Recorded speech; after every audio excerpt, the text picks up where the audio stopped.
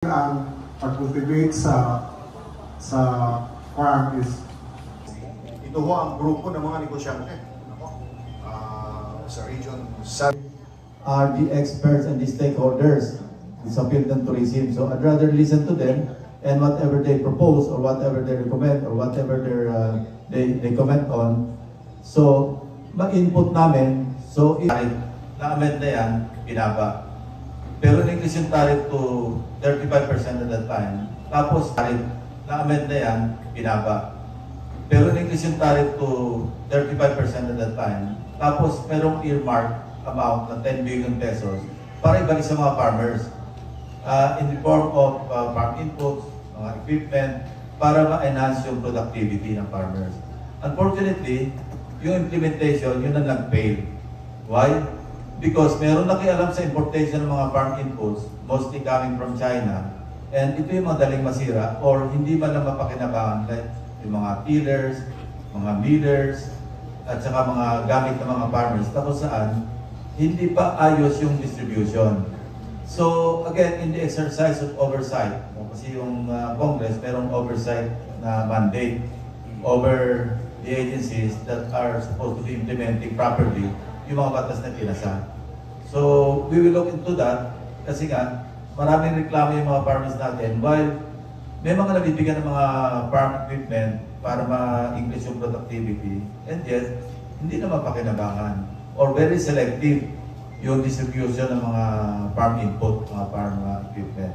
So nadidipit yung intent ng batas na ipinay. But rest assured, Albert, na your observation is not an unusual observation. Narinig namin yan from other from the farming sector. We were in Pangasinan.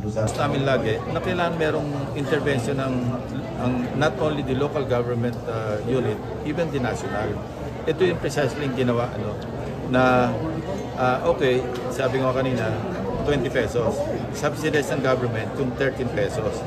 Kasi 33 pesos yung bili nila sa farm gain sa mga farmers. So we are helping the farmers na ma-recoup yung mga losses nila. Kasi kung masyadong mababa because they're at the mercy of traders, middlemen, walang mangyayari sa agricultural sector natin. So palugi, may subsidy. Anyway, pera rin naman ng taong bayan yung gagastusin pang subsidize. But these are only stopgap measures. Hindi pwedeng forever, ganyan ang gagawin ng government.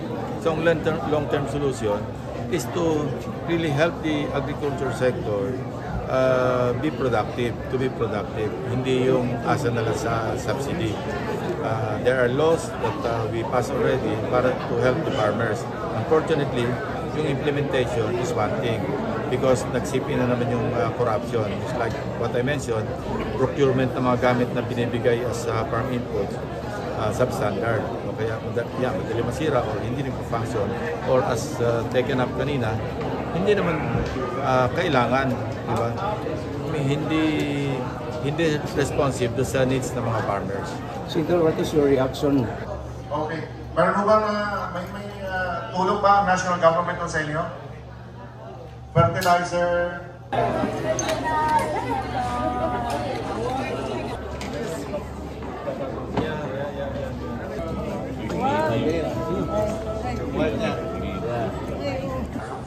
Unang-una, nagpapasalamat po kami sa presensya ninyo.